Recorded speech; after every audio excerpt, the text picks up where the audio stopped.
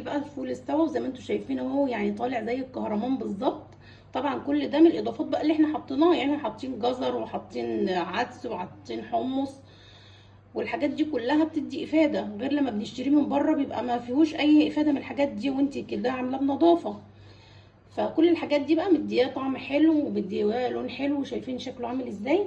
دلوقتي بقى هنحط له بقى ايه حاجته، شويه كمون وعصره ليمون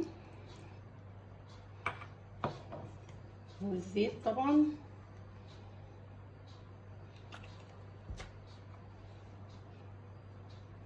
والملح طبعا هنحطه.